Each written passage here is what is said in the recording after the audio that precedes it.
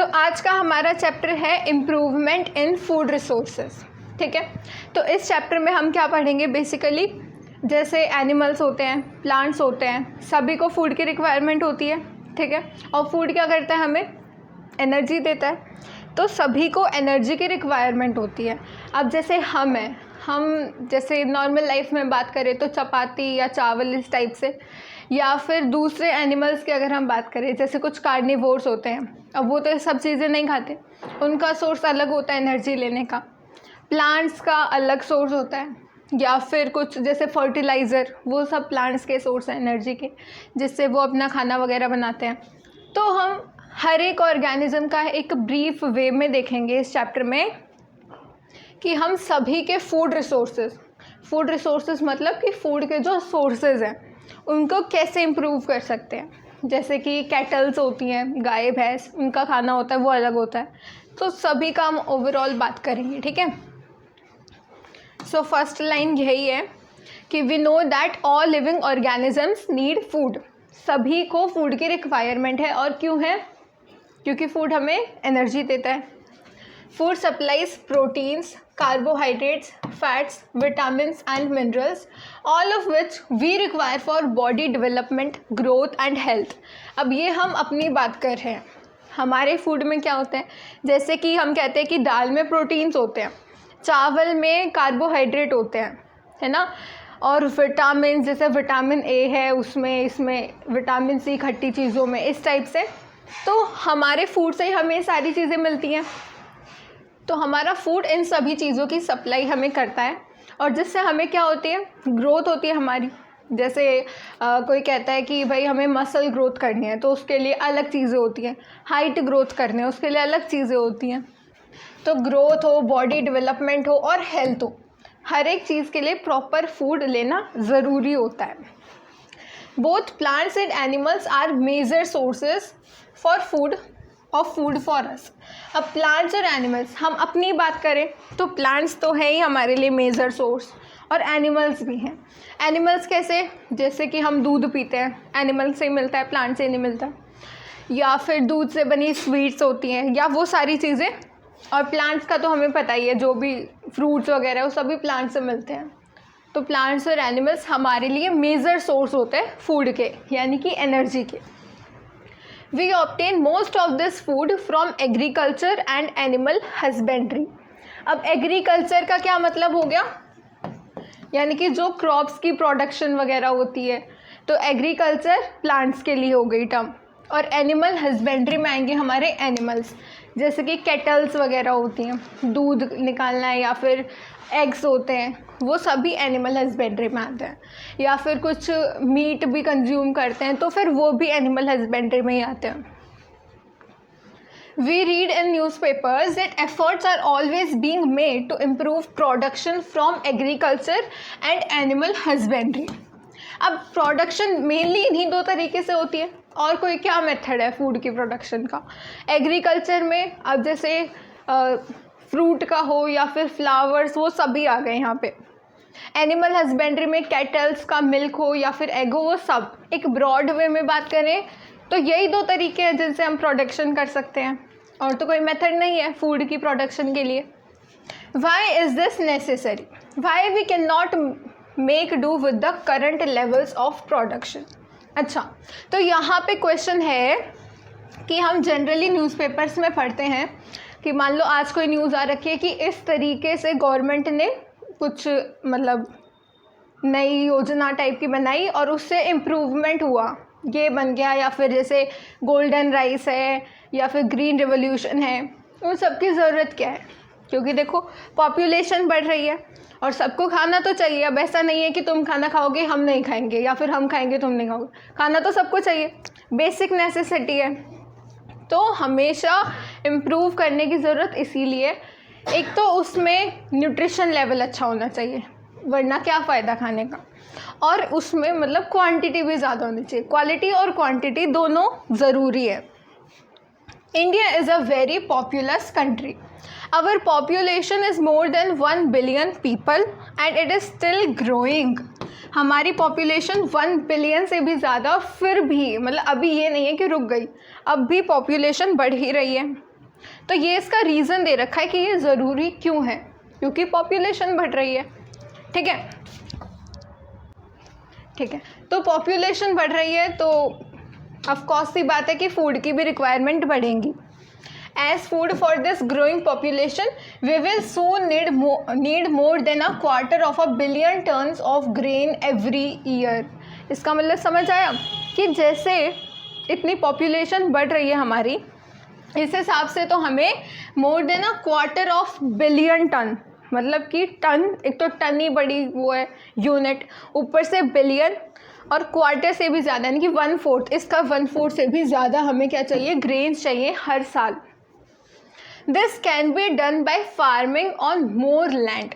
अब देखो इसके दो तरीके हो सकते हैं, या तो फार्मिंग लैंड बढ़ाओ जिसमें हम एग्रीकल्चर करें, एग्रीकल्चरल लैंड बढ़ाओ, आसान सा तरीका है कि ऐसा हो सकता है, लेकिन प्रैक्टिकल वे में ऐसा नहीं हो सकता, क्योंकि अब बिल्डिंग भी बनानी है हमें, है ना, रेजिडेंशियल एरिया भी होना चाहिए, बाकी जैसे पब्लिक एरिया होते हैं, स्कूल्स वगैरह, ये सब भी होने ज़रूरी है, और उसके अलावा फॉरेस्ट भी होने ज़रूरी है, क्योंकि ये जो क्रॉप है वो फॉरेस्ट का काम तो नहीं करेंगी, है ना, जो दूसरी चीज़ें होती है फॉरेस्ट सॉइल वगैरह अच्छे से होल्ड करके रखता है वो नहीं कर सकते। तो हर एक चीज़ को बैलेंस करके देखेंगे तो इतना लैंड नहीं है जिसमें हम एग्रीकल्चर कर सकें, डिफॉरेस्टेशन ज़्यादा हो जाएगी, या फिर हमें रेजिडेंशियल एरिया में चाहिए, तो प्रैक्टिकल वे में ये पॉसिबल नहीं है कि हम ज़्यादा लैंड पे फार्मिंग करें। But India is already intensively cultivated. As a result, we do not have any major scope for increasing the area of land under cultivation. मतलब वही है कि ऑलरेडी जितना हम यूज़ कर सकते हैं उतना हम ऑलरेडी कर रहे हैं, तो उसके अलावा अब हम और नहीं बढ़ा सकते कल्टीवेशन वाला area. Therefore, it is necessary to increase our production efficiency for both crops and livestock. Life stock का मतलब है यहाँ पर एनिमल से, और क्रॉप्स का मतलब वही एग्रीकल्चर में जो होते क्रॉप्स। तो जैसे होता है ना कि अब हमारे पास 24 आवर्स ही, अब इनको हम इंक्रीज़ नहीं कर सकते, तो इनको इंक्रीज़ नहीं कर सकते तो हमें हर एक घंटे को, हर एक मिनट को प्रोडक्टिवली यूज़ करना चाहिए, ऐसा ही कर सकते हैं, इनको इंक्रीज़ नहीं कर सकते। इसी तरीके से अगर हमारे पास इतना ही लैंड है तो इसी में प्रोडक्टिवली कोई ऐसा मेथड लेकर आओ कि जो क्रॉप्स हो वो अच्छे से ग्रो हो जाए, टाइम कम लगे, क्वालिटी मेंटेन हो, ये सारी चीज़ें होनी चाहिए।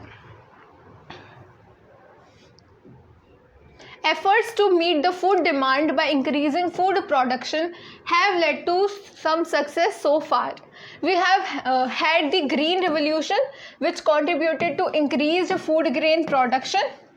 ठीक है, यानी कि जो हम एफर्ट्स लगा रहे हैं, कोशिश कर रहे हैं, तो ऑफकोर्स सी बात है, कोशिश करते हैं तो रिज़ल्ट भी मिलता है। जैसे ग्रीन रिवोल्यूशन के बारे में सुना होगा, हाई यील्डिंग सीड्स थे, उनके अकॉर्डिंग फर्टिलाइजर्स वगैरह, मतलब कि ग्रीन रिवोल्यूशन से काफ़ी अच्छे रिजल्ट्स मिले थे।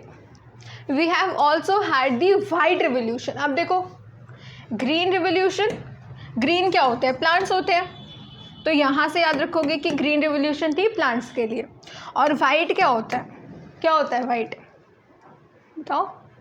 हाँ, तो वाइट होता है मिल्क, तो जो वाइट रिवोल्यूशन थी वो थी मिल्क के लिए। ठीक है, सो वाइट रिवोल्यूशन भी हुई थी। अब देखो यहाँ वर्ड था लाइव स्टॉक, मतलब एनिमल्स, और एनिमल से हमें दूध मिल रहा है, तो वहाँ वाइट रिवोल्यूशन जो है वो मेनली लाइव स्टॉक के ऊपर हम फोकस करते हैं, तो वहाँ पे वाइट रिवोल्यूशन है, which has led to better and more efficient use as well as availability of milk. तो ये ध्यान रखना है कि मिल्क की बात करेंगे वाइट रिवोल्यूशन में, और ग्रीन रिवोल्यूशन में क्रॉप्स की बात करेंगे। ठीक है, however these revolutions mean that our natural resources are getting used more intensively. As a result, there are more chances of causing damage to our natural resources. अब देखो, अगर हम नेचुरल रिसोर्सेज को यूज़ कर रहे हैं, अब जिस चीज़ को यूज़ करोगे उसी को डैमेज होगा या उसी को फ़ायदा होगा, तो यहाँ क्योंकि हम यूज़ कर रहे हैं उसका, तो ख़त्म हो रहा है, और ख़त्म होगा तो फ़ायदा तो होगा नहीं, उसका डैमेज हो रहा है। तो क्योंकि हम नेचुरल रिसोर्सेज को यूज़ कर रहे हैं तो मतलब हम उनको डैमेज कर रहे हैं। और देखो कोई भी अगर नेचुरल चीज़ डैमेज होती है ना, तो क्योंकि हर एक नेचुरल चीज़ का एक दूसरे के साथ लिंकेज कॉम्बिनेशन बना होता है, तो यहाँ पर उनका जो बैलेंस था वो डिस्टर्ब हो गया। तो कोई भी पॉइंट अगर अब तुम मान लो मैथ्स की कैलकुलेशन कर रहे हो, एक छोटी सी कैलकुलेशन गलत होगी, पूरा गलत हो जाएगा क्वेश्चन। इसी तरीके से यहाँ पर पूरा बैलेंस जो है वो बिगड़ जाता है अगर कहीं पर डैमेज होता है तो। Therefore, it is important that we should increase food production without degrading our environment and disturbing the balance and maintaining it. ठीक है, यानी कि हमें अपनी इन्वायरमेंट का भी ध्यान रखना है। सिर्फ अपने लिए हमें जो भी रिक्वायरमेंट है हमें अपनी तो फुलफ़िल करनी है, लेकिन इन्वायरमेंट का भी ध्यान रखना है साथ साथ।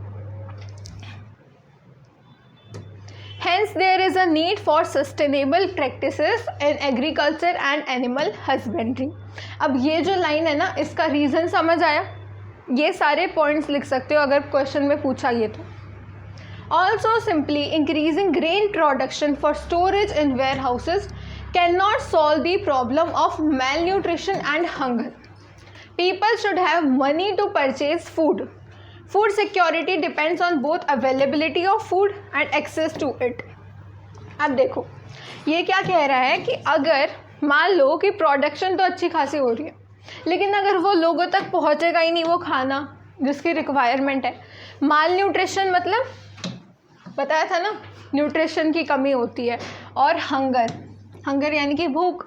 तो माल न्यूट्रिशन हो, हंगर हो, अब खाना हमने बना लिया, मतलब फूड ग्रेन्स की प्रोडक्शन कर ली, स्टोरेज हाउसेस में रख लिए, तो उससे ये दोनों तो है नहीं कि ख़त्म हो जाएंगे। यानी कि लोगों के पास इतना पैसा होना चाहिए और वो उस खाने को एक्सेस करना चाहिए, यानी कि अवेलेबिलिटी भी होनी चाहिए फूड की, और उस खाने को वो एक्सेस भी कर पाए। The majority of our population depends on agriculture for their livelihood. अब ये तुमने SST में भी पढ़ा होगा कि हमारे देश की, मतलब पूरी वर्ल्ड की नहीं, इंडिया की बात कर रहे हैं, कि हमारे देश की जो मेजॉरिटी पॉपुलेशन है ना वो एग्रीकल्चर पे डिपेंडेंट होती है पैसों के लिए। Increasing the incomes of people working in agriculture is therefore necessary to combat the problem of hunger. यानी कि एक तो वहाँ पर एम्प्लॉयमेंट ज़्यादा है, ऊपर से पैसा तो फिर भी चाहिए खाने के लिए, तो हमें उनकी सैलरी इंक्रीज़ करनी चाहिए। Scientific management practices should be undertaken to obtain high yields from farms. अब ऐसा तो है नहीं कि वो मतलब प्रोडक्शन इतनी कर रहे हैं कि वो कुछ ही रुपए कमा सकें, लेकिन हम फिर भी उनको ज़्यादा दे रहे हैं, ऐसा तो नहीं हो सकता प्रैक्टिकल लाइफ में। यानी कि उनके पास जितना लैंड है उसी में वो ज़्यादा से ज़्यादा क्या करें, प्रोडक्शन करें, फार्मिंग करें, जिससे उनको इनकम ज़्यादा मिल सके और ओवरऑल हमारी कंट्री को भी फ़ायदा हो सके। For sustained livelihood, one should undertake mixed farming, intercropping and integrated farming practices. ये 8th में पढ़ा होगा क्रॉप वाले चैप्टर में, फर्स्ट चैप्टर में। मिक्स क्रॉपिंग मतलब कि इन सब का एक ब्रॉड वे में मतलब समझे तो एक ही लैंड पे हम 2-3 फसलों को उगा रहे हैं, ठीक है। अब वो हम साइंटिफिकली देखते हैं कि किस किस को हमें इकट्ठा करना है, हम रैंडमली हर एक को नहीं कर सकते, ठीक है। For example combine agriculture with livestock, poultry, fisheries, bee keeping मतलब मधुमक्खी से शहद मिलता है, तो वो होता है बी कीपिंग, जिससे हम शहद ले सकते हैं। फिशरीज़, अब फिश वगैरह बहुत लोग खाते हैं। पोल्ट्री में आते हैं एग्स, है ना, एग्स आते हैं। और लाइवली स्टॉक में वही जो कैटल्स होती हैं, तो वो लाइवली स्टॉक में। तो हम ऐसा भी कर सकते हैं कि जैसे कैटल्स की अगर हम बात करें तो उनको फॉडर क्रॉप्स चाहिए होती हैं, जो उनका चारा होता है, मतलब जो उनका फूड होता है। अब कैटल्स को हम क्रॉप के साथ मतलब ऐसे कंबाइन करके कर सकते हैं, क्योंकि जो एग्रीकल्चरल वेस्ट होगा वो उनके फूड की तरह काम करेगा। तो ये भी एक अच्छा तरीका है जहाँ पर हम इंटीग्रेटेड फार्मिंग प्रैक्टिसेस करें। The question thus becomes, how do we increase the yields of crops and livestock. अब हमने ये तो समझ लिया कि ये करना इम्पॉर्टेंट है, क्यों है वो सब समझ आ गया, लेकिन करें कैसे वो भी अब देखते हैं, ठीक है। सो सबसे पहले क्रॉप का देख लेते हैं, उसके बाद लाइवली स्टॉक पे चलेंगे। Improvement in crop yields. अब देखो सीरियल्स वर्ड आता है तो उससे मतलब समझ जाना हमेशा कि दाल की, पल्सेस, इन टाइप के व्हीट, राइस, मेज, मिलेट्स, सोरगम, ये सब सीरियल्स में आते हैं, है ना। पल्सेस अलग, पल्सेस मतलब दाल, और सीरियल्स में आते हैं जैसे व्हीट यानी कि गेहूँ, राइस, मेज़, मिलेट्स, मक्का, बाजरा, ये सभी सीरियल्स में आते हैं। मतलब इनको समझ सकते हो जैसे छोटी छोटी चीज़ें होती हैं उस टाइप से, बस याद रखने के लिए। तो व्हीट, राइस, इन सब से देखें, जैसे स्टार्टिंग में बताया था कि राइस से कार्बोहाइड्रेट मिलता है, ठीक है। अब ये तो तुमने साइंस में पढ़ाई होगा कि कार्बोहाइड्रेट बहुत ज़्यादा एनर्जी देता है ना। सो कार्बोहाइड्रेट क्या करेगा, एनर्जी रिक्वायरमेंट को फुलफ़िल करेगा, ठीक है। पल्सेस वगैरह क्या करती हैं, दाल, चना, ग्राम क्या होता है, चना, पी यानी कि मटर, है ना, ब्लैक ग्राम। अब ये ना दाल के नाम दे रखे हैं, जैसे कि ब्लैक ग्राम हो गया, green gram, pigeon P, lentil, ये सभी हैं तो ये पल्सेस ही दाल है, क्या करेंगी, प्रोटीन प्रोवाइड करेंगी। And oil seeds, oil seeds मतलब वो सीड्स जिनसे हम ऑयल निकाल सकते हैं, जैसे सोयाबीन का तेल कहते हैं, है ना। तो soybean, groundnut, castor, mustard oil, linseed oil, ये तो नॉर्मल है। मतलब कि ऑयल सीड, ध्यान रखना, सीड मतलब वही छोटे छोटे बीज, और ऑयल मतलब जिन सीड से हम ऑयल निकाल सकते हैं, ठीक है। Provide us with necessary fats. तो फैट्स की अगर हम बात करें, देखो यहाँ से भी क्वेश्चन आ सकता है, ज़रूरी नहीं है कि डायरेक्ट तुमसे बस यही पूछे कि कैसे करें इम्प्रूवमेंट। एक क्वेश्चन सिंपल सा भी बन सकता है कि कार्बोहाइड्रेट की, प्रोटीन की, फैट की, इन सभी की रिक्वायरमेंट कैसे फुलफ़िल करें। तो कुछ एग्जांपल दे सकते हो कि फैट्स की हम कर सकते हैं किससे, ऑयल सीड से, प्रोटीन्स की कर सकते हैं हम पल्सेस से, और सीरियल से हम कर सकते हैं कार्बोहाइड्रेट की रिक्वायरमेंट, ठीक है। इनके नाम याद रखने पड़ेंगे। वेजिटेबल्स की अगर हम बात करें, वेजिटेबल मतलब सब्जियां, स्पाइसेस मतलब मसाले, और fruits provide a range of vitamins and minerals. अब जैसे फ्रूट्स तो हमें पता ही है कि जैसे ऑरेंजेस हैं उनसे विटामिन सी मिलती है, ऐसे बहुत सारे होते हैं। तो इन सभी से क्या है, वेजिटेबल से, मसालों से यानी कि वही स्पाइसेस, इन सभी से हमारे विटामिन्स की और मिनरल्स की रिक्वायरमेंट कंप्लीट होती है। In addition to some small amount of proteins, carbohydrates and fats.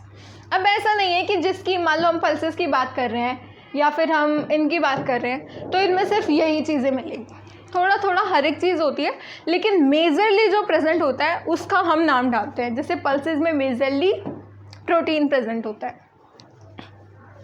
In addition to these food crops, fodder crops like berseem, oats और Sudan grass are raised as food for the livestock. बताया था ना कि kettles वगैरह के लिए हमें fodder crops की रिक्वायरमेंट होती है, ठीक है। अब ये क्या है, कॉर्न, लिनसीड, इस टाइप से, ये क्या है, सनफ्लावर, ये चने, ठीक है। सो ये इमेज वगैरह दिखा रखी है। अब क्रॉपिंग पैटर्न की अगर हम बात करें तो खरीफ सीजन कौन सा होता है, from the month of June to October, and some of the crops are grown in the winter season called the rabi season, ठीक है।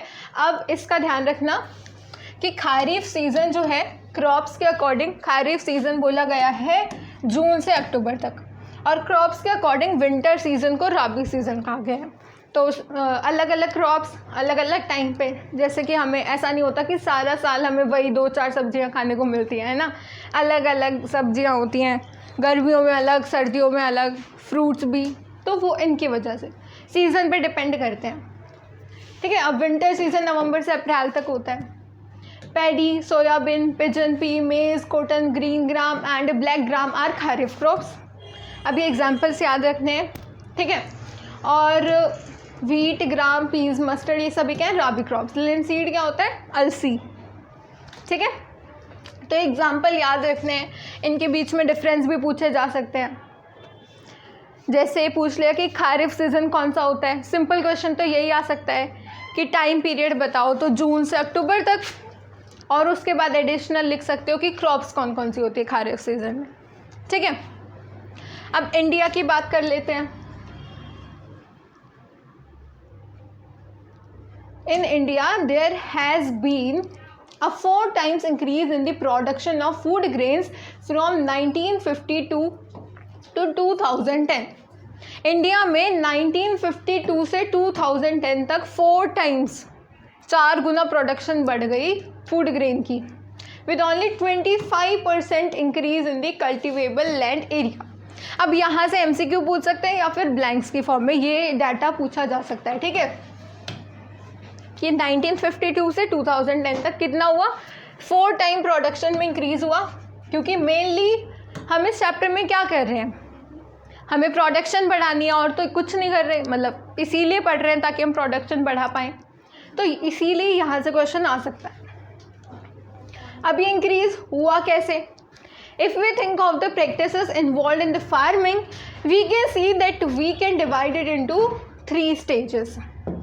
अब फार्मिंग में जो हम काम करते हैं प्रैक्टिसेस, मतलब कि जो भी हम स्टेप्स वगैरह लेते हैं, तो उनको हम फर्दर 3 स्टेजेस में डिवाइड कर सकते हैं। The first is the choice of seeds for planting. सबसे पहले तो हमें सीड्स देखने होंगे कि हम किस टाइप के सीड्स लेंगे प्लांटिंग के। तो सबसे पहला तो यही है, फार्मर क्या करते हैं, या तो प्लो करते हैं लैंड को, लेकिन हम अपने डायरेक्ट फूड की बात करें तो सबसे पहले सीड्स को लगाना होता है। तो पहली चॉइस है कि सीड्स कैसे हैं। कुछ सीड ख़राब होते हैं, सीड मतलब बीज है ना, तो कुछ बीज ख़राब होते हैं, कुछ अच्छे होते हैं, तो चॉइस अच्छी होनी चाहिए। The second is the nurturing of the crop plants. Second क्या है कि क्रॉप प्लांट्स की नर्चरिंग, मतलब कि कितना वाटर सप्लाई हो रही है, इरिगेशन सिस्टम प्रॉपर होना चाहिए, फर्टिलाइज़र्स वगैरह, या फिर सॉइल क्वालिटी अच्छी होनी चाहिए। और थर्ड क्या है कि ग्रोइंग और जो हमारी हार्वेस्टेड क्रॉप है उनकी प्रोटेक्शन भी होनी चाहिए। अब मान लो फर्स्ट और सेकंड स्टेप तो हो गए ढंग से, थर्ड नहीं हुआ कि जो हमारी क्रॉप ग्रो कर रही है वीड वगैरह लग गए, यानी कि वीड को क्या बोलते हैं हिंदी में, जो अनवांटेड क्रॉप्स होती हैं, ठीक है, तो उसके लिए प्रॉपर वीडीसाइड्स यूज़ करते हैं। अब जैसे हम वर्ड कहते हैं पेस्टिसाइड, है ना, और हम कहते हैं वीडीसाइड। यहाँ पर एक बात देखो कॉमन, ये वर्ड कॉमन है ना, साइड, इसका मतलब होता है मतलब किसी भी चीज़ को मारना। पेस्टिसाइड में क्या करेंगे, पेस्ट के अगेंस्ट है, और वीडीसाइड में वीड्स जो अनवांटेड क्रॉप्स हैं उनके अगेंस्ट है। समझ आया? तो हार्वेस्टिंग के बाद स्टोरेज में हो सकती है दिक्कत, तो हर एक स्टेप को प्रॉपरली मैनेज करना होगा। ठीक है, लॉस से बचने के लिए। Thus the major group of activities for improving crop yields can be classified as. अब देखो 3 स्टेप हैं, तो अब उन्हीं 3 के बेसिस पे हम क्लासिफिकेशन करेंगे कि इम्प्रूवमेंट कौन कौन से एरिया में करना है। ठीक है, तो फर्स्ट है क्रॉप वेराइटी की इम्प्रूवमेंट हो, यानी कि सीड्स की इम्प्रूवमेंट हो। ठीक है, या फिर हम वेराइटी जो ले रहे हैं उनमें इम्प्रूवमेंट हो। सेकंड प्रोडक्शन में, और थर्ड उनकी प्रोटेक्शन। हर एक जो पॉइंट है इक्वली इम्पॉर्टेंट है, क्योंकि अगर प्रोटेक्शन नहीं हुई, स्टोरेज ढंग से नहीं हुआ, वीडी साइड से प्रोटेक्शन नहीं हुई, तो पहले 2 स्टेप बेकार। मतलब हर एक स्टेप इक्वली इम्पॉर्टेंट है। ठीक है, तो फर्स्ट स्टेप से लेके चलते हैं, which is crop variety improvement. ठीक है, this approach depends on finding a crop variety that can give a good yield. Yield क्या होती है, प्रोडक्शन ज़्यादा से ज़्यादा हो। ठीक है, तो इसमें क्या करते हैं, हम एक अच्छी क्रॉप वेराइटी ढूंढते हैं जो कि बढ़िया यील्ड दे सके। जैसे बाद में बढ़ते हैं जब और ज़्यादा डिटेल में, तो यहाँ पे आता है कि शुगर केन है, इस वाले पार्ट के अच्छे, इसके नहीं हैं, उसके अच्छे नहीं हैं, कोई और वैरायटी। तो हमें बढ़िया से बढ़िया वैरायटी लेनी है जिसकी गुड यील्ड हो, अच्छी प्रोडक्शन हो कम से कम एरिया में। Varieties or strains of crops can be selected by breeding for various useful characteristics such as disease resistance, response to fertilizer, product quality and high yields. अब ये हर एक चीज़ इंपॉर्टेंट है। Disease resistance, जैसे plants के disease होते हैं, देखे होंगे है ना, कई बार लीफ पे वो गोल गोल लग जाते हैं, मतलब लीफ पे स्वेलिंग सी नहीं हो जाती, वो कुछ वायरस का, बैक्टीरियल, इस टाइप से वो डिजीज़ होता है। या फिर हम जितना फर्टिलाइज़र डाल रहे हैं उसके अकॉर्डिंग रिस्पॉन्स क्या आ रहा है ग्रोथ में, क्वालिटी कैसी है जो हमने हार्वेस्ट किया है, और यील्ड कैसी है। ठीक है, तो इन सारे पॉइंट्स के लिए हम क्या कर सकते हैं, अगर कोई हमारे पास ऐसी क्रॉप की वैरायटी है जो अच्छी नहीं है, मान लो वो डिजीज़ रेजिस्टेंट नहीं है, क्रॉप वैरायटी मान लो R1, ठीक है, C1 कह लेते हैं, ठीक है, अगर C1 मान लो कि डिजीज़ रेजिस्टेंट नहीं है या फिर उसके यील्ड अच्छी नहीं है, और एक C2 ऐसी क्रॉप की वैरायटी है जिसकी यील्ड अच्छी है और वो डिजीज़ रेसिस्टेंट भी है, तो इन दोनों को हम क्रॉस करा सकते हैं, जिससे हमें एक नई वैरायटी मिलेगी जिसके अंदर सारी क्वालिटीज़ होगी। ठीक है, मान लो एक में 2 अच्छी क्वालिटी है, दूसरे में दूसरी कोई और अच्छी क्वालिटी है। ठीक है, मान लो एक में है डिजीज़ रेसिस्टेंट और रिस्पॉन्स टू फर्टिलाइज़र, और दूसरी में क्या है, हाई यील्ड की क्वालिटी है और अच्छी क्वालिटी भी होती है। तो हम इन दोनों को जब क्रॉस कराएंगे तो जो नई हमें मिलेगी स्पीशी, क्रॉप की वैरायटी, उसमें सारे अच्छे पॉइंट्स होंगे। ठीक है, okay. One way of incorporating desirable characteristics into crop variety is by hybridisation. जो क्रॉस कहा ना, उसका मतलब है हाइब्रिडाइजेशन, समझ आया? Hybridization refers to crossing between genetically dissimilar plants. This crossing may be intervarietal between different varieties, interspecific। अब देखो, इंटर मतलब कि हम किसी 2 चीज़ों के बीच में बात कर रहे हैं, ठीक है। अब इंटर के साथ वेराइटल भी आ गया यहाँ पे, इंटरवेराइटल मतलब कि 2 वेराइटीज़ के बीच में, और वो भी डिफरेंट। इंटर मीन्स 2 लेंगे वो भी डिफरेंट, ठीक है। तो इंटर स्पेसिफिक मतलब स्पीशीज़, 2 किन्हीं डिफरेंट स्पीशीज़ के बीच में जिनका जीनस सेम हो सकता है। अब उस दिन बताया था ना, जीनस और स्पीशीज़। स्पीशी आती है सबसे छोटे लेवल पे, ठीक है, और उसके बाद अगर हम बात करें तो आता है जीनस। स्पीशी का मतलब सबसे छोटा ऐसा ग्रुप जहाँ पर सभी की जैसे कॉमन कैरेक्टरिस्टिक है या जेनेटिकली लगभग वो सिमिलर हैं, और जीनस में हम थोड़ा ऊपर पहुँच जाते हैं जहाँ ग्रुप ऑफ स्पीशीज़ होते हैं, ठीक है। सो इंटरस्पेसिफिक का मतलब है कि हम 2 डिफरेंट स्पीशीज़ में करा रहे हैं, लेकिन वो जीनस सेम होना चाहिए, क्योंकि मैंने बताया कि जीनस में क्या होता है, ग्रुप ऑफ स्पीशीज़। मान लो एक जीनस में 3 ग्रुप है स्पीशीज़ के, और हम इंटरस्पेसिफिक करा रहे हैं, तो उन्हीं 3 में से किसी 2 को हमने सेलेक्ट कर लिया। ऐसा नहीं हो कि जीनस कोई और ही जीनस है, एक जीनस और दूसरा जीनस। इंटरस्पेसिफिक में 2 स्पीशीज़ ज़रूरी है, ये याद रखना है कि इंटरस्पेसिफिक में जीनस सेम रहेगा, ठीक है। क्योंकि कई बार अगर यहाँ डिफरेंट लिखा और इंटर से याद रहा कि मान लो 2 डिफरेंट है, तो जीनस में भी डिफरेंट लगा दिया या फिर लिखा ही नहीं, तो मार्क्स कट सकते हैं। और ये देखो इंटर जेनेरिक आ गया, जेनेरिक किसको रिफ़र कर रहा है, जीनस को, ठीक है। So between different genera, genera मतलब वही जीनस, ठीक है। Another way of improving the crop is by introducing a gene that would provide the desired characteristic। अब ये हम हायर क्लासेस में करते हैं, जैसे बायोटेक्नोलॉजी। यहाँ क्या करते हैं कि अगर हम एनिमल्स की बात करें, मान लो तो इंसुलिन चाहिए किसी इंसान को, मान लो दूसरा एग्जाम्पल, तो हम उसमें कुछ ऐसा जीन डालते हैं जिससे इंसुलिन की प्रोडक्शन हो जाए, ठीक है। इसी तरीके से प्लांट्स में भी हम ऐसा कर सकते हैं, क्योंकि प्लांट्स में क्या है, प्लांट्स में भी है डीएनए, जीन, सब कुछ है, प्लांट्स भी लिविंग होते हैं, है ना। तो हम उनमें कुछ ऐसा जीन डाल सकते हैं जो डिज़ायर्ड कैरेक्टरिस्टिक वाला हो। डिज़ायर्ड मतलब जिन कैरेक्टरिस्टिक्स को हम चाहते हो कि ऐसा हो, ठीक है। This result is genetically modified crops. अब क्योंकि हम जीन्स में कुछ ना कुछ मॉडिफिकेशन कर रहे हैं और वो क्रॉप्स हैं, मॉडिफिकेशन हुई क्रॉप्स की जेनेटिकली, तो बस उनका नाम पड़ गया क्या, जेनेटिकली मॉडिफाइड क्रॉप्स। समझ आ गया? समराइज कर लें अभी तक हमने क्या क्या किया।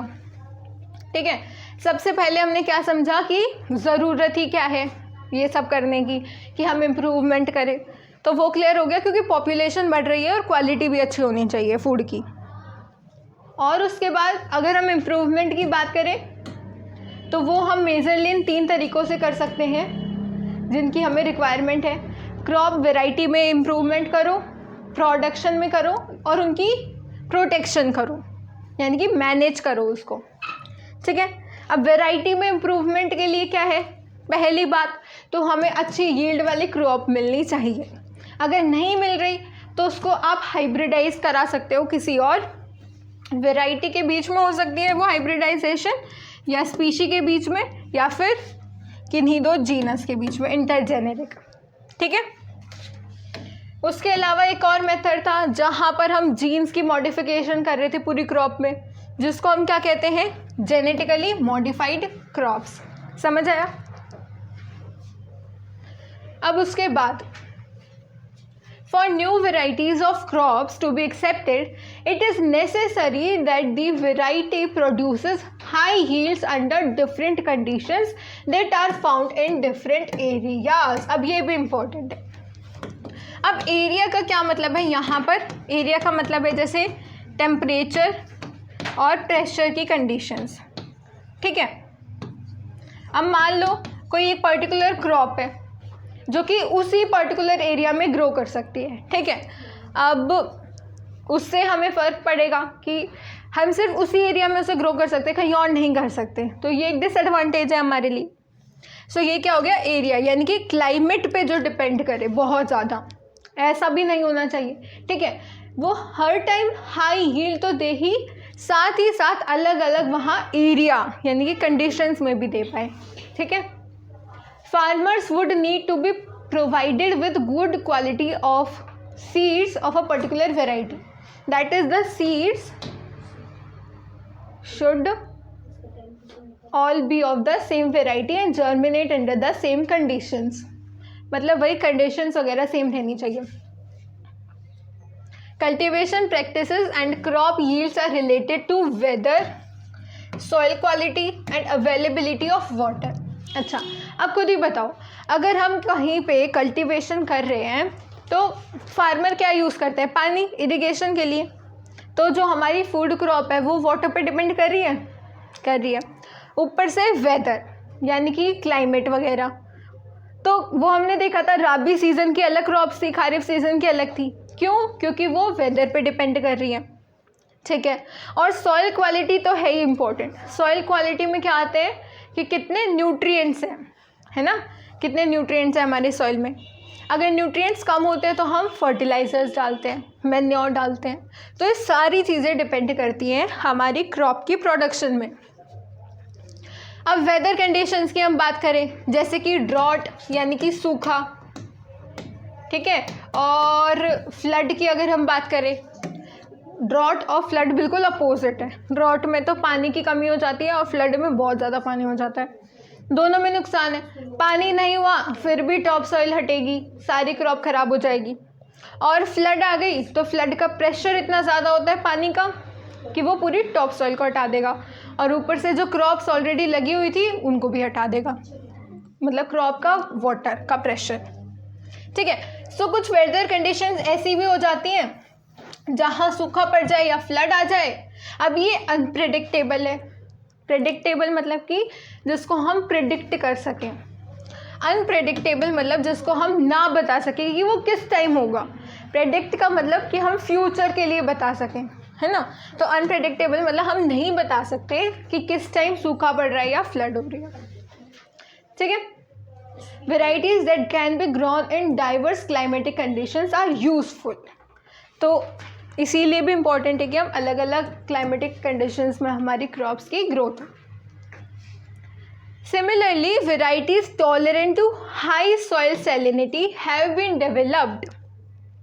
Some of the factors for which variety improvement is done are, अब यहाँ पर एक और पॉइंट दिया गया है कि टॉलरेंट का मतलब होता है कि जो उसको सह सके। तो सॉइल सैलिनिटी, सैलिनिटी मतलब कितना नमक का उसमें लेवल है। सो कुछ वेराइटीज़ ऐसी भी बनाई गई जो कि सॉइल में अगर सेलिनिटी लेवल है, नमक का लेवल है, तो उसको भी सह सके। तो फर्स्ट पॉइंट क्या है जिसके लिए हम इम्प्रूवमेंट करते हैं क्रॉप में? फर्स्ट ऑफ ऑल यील्ड ज़्यादा होनी चाहिए। सेकंड क्या है? क्वालिटी अच्छी होनी चाहिए। थर्ड क्या है जिस पे हमारी क्रॉप की प्रोडक्शन डिपेंड करती है? बायोटिक और एबायोटिक रेजिस्टेंस दोनों होने चाहिए। उसके बाद मैच्योरिटी, ड्यूरेशन और वाइडर एडेप्टेबिलिटी, और लास्ट है हमारा डिज़ायरेबल एग्रोनॉमिक कैरेक्टरिस्टिक्स। ठीक है, अब हर एक को डिस्कस कर लेते हैं।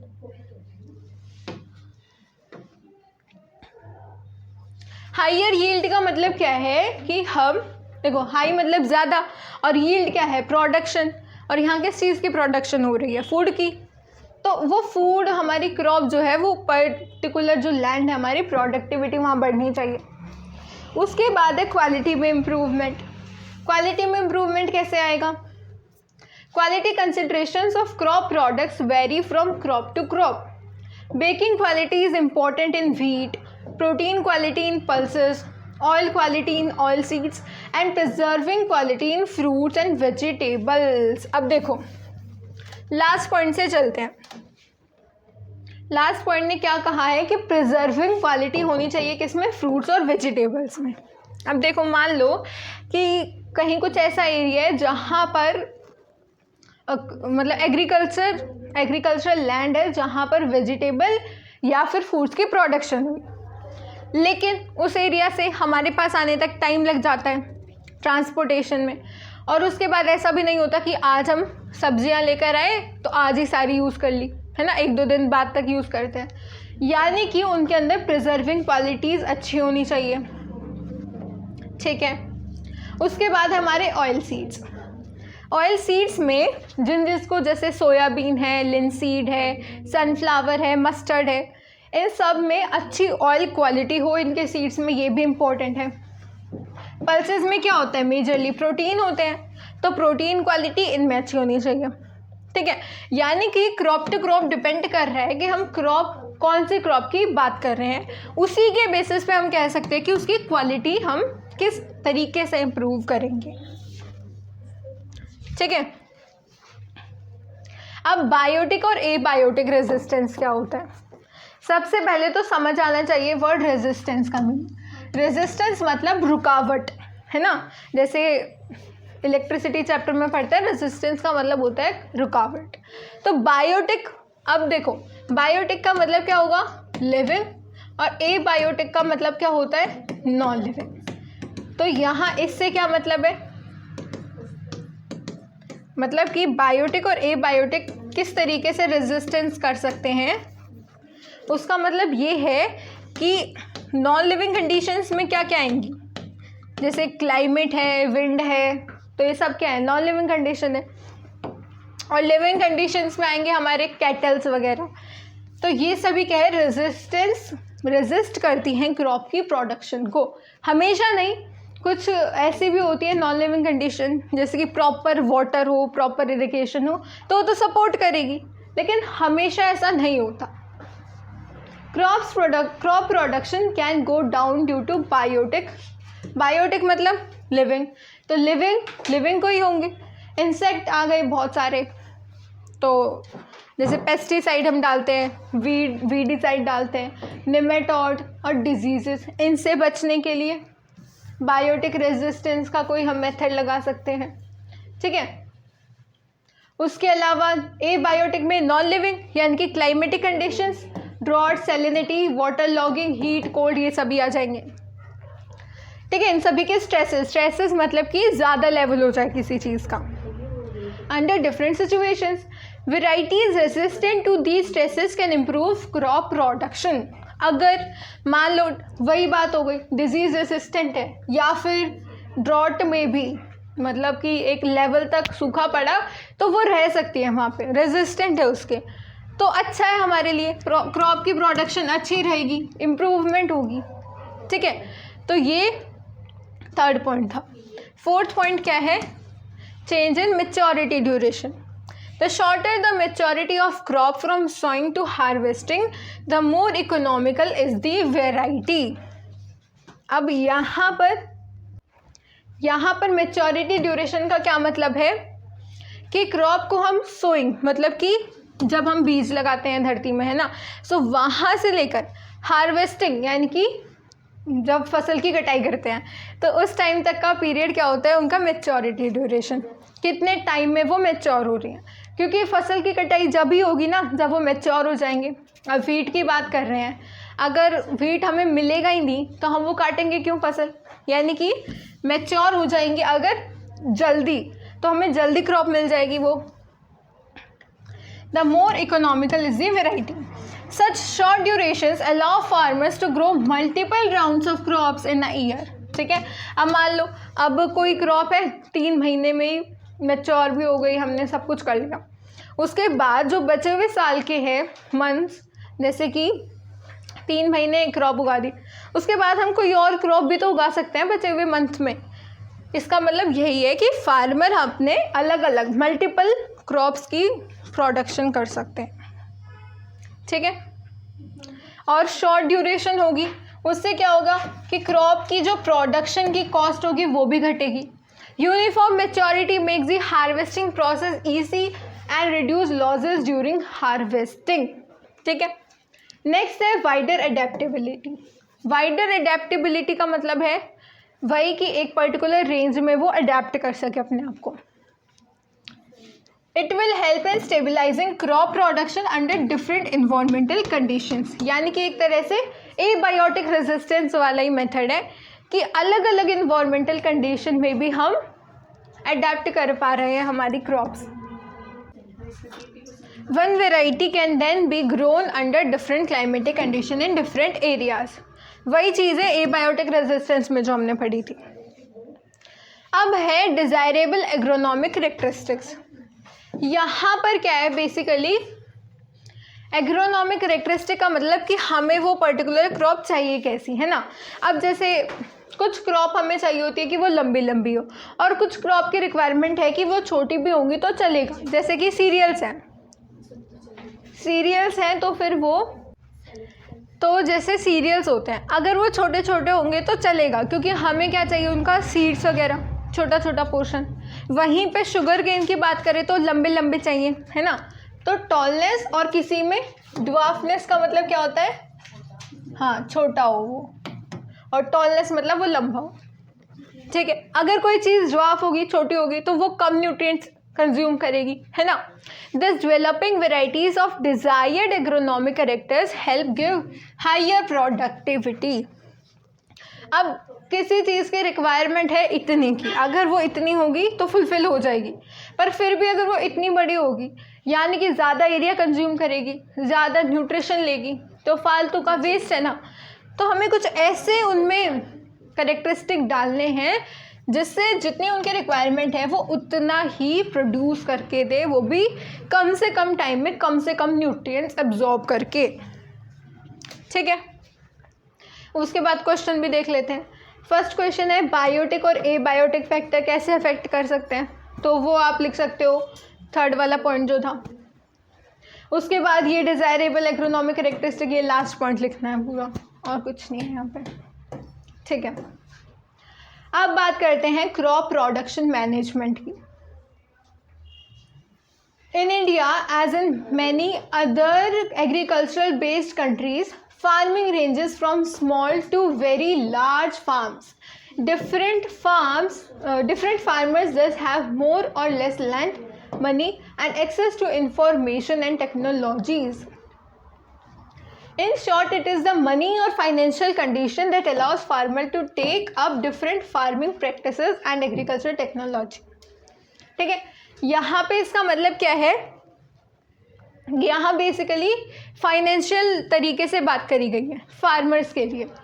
अब इंडिया की अगर हम बात करें तो ये तो हमने स्टार्टिंग में ही देख लिया कि यहाँ पर क्या होता है, इंडिया में फार्मिंग में बहुत ज़्यादा एम्प्लॉयमेंट है ना। तो जब इतनी ज़्यादा एग्रीकल्चर बेस्ड हमारी कंट्री है अगर वो, तो छोटे कुछ फार्मर्स ऐसे होते हैं जिनके पास छोटा लैंड एरिया होता है, कुछ के पास ज़्यादा बड़ा होता है। तो सबको इतनी रिक्वायरमेंट है कि जो हमारे पास टेक्नोलॉजी है इंडिया में, जैसे हम वेदर को प्रिडिक्ट कर सकते हैं कुछ हद तक, है ना। हम प्रेडिक्ट कर सकते हैं कि आज बारिश आएगी या फिर आज सन्नी डे होगा। तो इस चीज़ की जो प्रेडिक्शन है, ये इंफॉर्मेशन है, ये सभी फार्मर्स के पास पहुंचनी चाहिए। इन शॉर्ट यहाँ पर मनी और फाइनेंशियल कंडीशन की बात करी जा रही है, क्योंकि जितना ज़्यादा मनी आप इन्वेस्ट करोगे प्रॉपर वे में, ठीक है, जितना ज़्यादा आप बढ़िया इनपुट दोगे उतनी ही अच्छी आपको यील्ड मिलेगी। Thus the farmer's purchasing capacity for input decides cropping system and production practices. Therefore, production practices can be at different levels.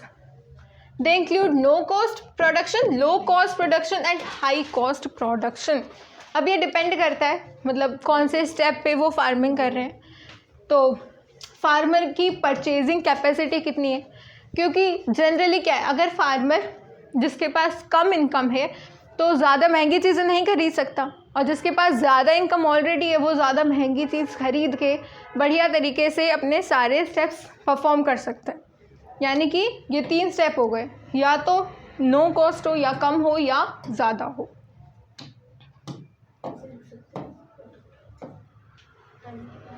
तो यहाँ पर हमने बात करी थी कि प्रोडक्शन की मैनेजमेंट कैसे करेंगे। अब बात करते हैं न्यूट्रिएंट्स की मैनेजमेंट, मतलब कि प्रोडक्शन में ही एक पार्ट है न्यूट्रिएंट की मैनेजमेंट। सबसे पहले तो हमने ब्रॉड तरीके से देख लिया कि किस तरीके से फार्मर्स फाइनेंशियल वे में सारी चीज़ों को कंसिडर करते हैं। अब न्यूट्रिएंट्स में क्या है, जैसे हमें फूड की रिक्वायरमेंट होती है डेवलपमेंट के लिए, ग्रोथ के लिए और अपने वेलबींग के लिए, यानी कि हम हंसी खुशी से रह सकें। प्लांट्स को भी रिक्वायरमेंट है न्यूट्रिएंट्स की। अब न्यूट्रिएंट्स प्लांट्स को कैसे मिलते हैं, एयर के थ्रू, वाटर के थ्रू और सॉइल के through. There are 16 nutrients which are essential for plants. अब ये 16 न्यूट्रिएंट्स जो हैं इनमें से एटलीस्ट कुछ आपको पता होने चाहिए। एसेंशियल का मतलब जैसे कि हमारे लिए प्रोटीन्स है, कार्बोहाइड्रेट्स है, जो कि हमारे लिए इम्पॉर्टेंट है। इसी तरीके से प्लांट्स के लिए भी 16 न्यूट्रिएंट्स ऐसे हैं जो कि एसेंशियल होते हैं। अब हर एक को, जैसे एयर की अगर हम बात करें तो एयर सप्लाई क्या करेगी, कार्बन एंड ऑक्सीजन। हाइड्रोजन कहाँ से मिलता है, वाटर से। और सॉइल क्या सप्लाई करती है, अदर 13 न्यूट्रिएंट्स। यानी कि 16 में से वाटर ने क्या सप्लाई करा, हाइड्रोजन। एयर ने क्या सप्लाई करा, कार्बन और ऑक्सीजन।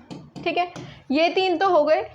उसके अलावा जो 13 है वो मिलते हैं हमें सॉइल से, मतलब प्लांट्स को। अब यहाँ पर इन 13, जैसे स्टार्टिंग में क्या बताया था कि 16 न्यूट्रिएंट्स चाहिए होते हैं प्लांट्स को ओवरऑल, ठीक है। अब उन 16 में से प्लांट्स को 3 तो मिल जाते हैं वाटर से और एयर से, और सॉइल देती है 13 न्यूट्रिएंट्स। लेकिन उन 16 में से अगर हम बात करें तो जो 6 होते हैं ना, 6 न्यूट्रिएंट्स प्लांट्स को मेजर क्वांटिटी में चाहिए होते हैं, लार्ज क्वांटिटी में। इसीलिए उनको नाम क्या दिया, मैक्रो न्यूट्रिएंट्स। मैक्रो मीन्स बड़ा। और जो अब 16 हैं, 16 में से यहाँ 6 हो गए, यहाँ 7 हो गए, और 3 हमने पहले ही देख लिए थे, कार्बन, हाइड्रोजन, ऑक्सीजन। हो गए कंप्लीट, ठीक है। सो 7 न्यूट्रिएंट्स थोड़ी कम अमाउंट में चाहिए होते हैं, तो उनको कहते हैं माइक्रो न्यूट्रिएंट्स। समझ आया। अब इनके नाम याद होने चाहिए कि मैक्रो कौन से हैं और माइक्रो कौन से हैं, ठीक है। तो ये रहे आपके एयर से कार्बन, ऑक्सीजन, वाटर से हाइड्रोजन। अब देखो यहाँ वाटर के साथ भी ऑक्सीजन डाला है, वो इसीलिए क्योंकि फॉर्मूले में H2O है ना, तो H और O दोनों आ रहे हैं। और एयर से जैसे प्लांट्स क्या लेते हैं, कार्बन डाइऑक्साइड, तो यहाँ पर C और O दोनों आ रहे हैं, ठीक है। और सॉइल से ये बचे हुए न्यूट्रिएंट लेते हैं। उनमें से मैक्रो न्यूट्रिएंट्स है ये नाइट्रोजन, फॉस्फोरस, पोटाशियम। इनको ऐसे याद रख सकते हो जैसे NPK फर्टिलाइज़र होते हैं ना, सुना है कभी नाम? हाँ, वो NPK फर्टिलाइज़र होते हैं। तो N से नाइट्रोजन, P से फॉस्फोरस और K से पोटाशियम।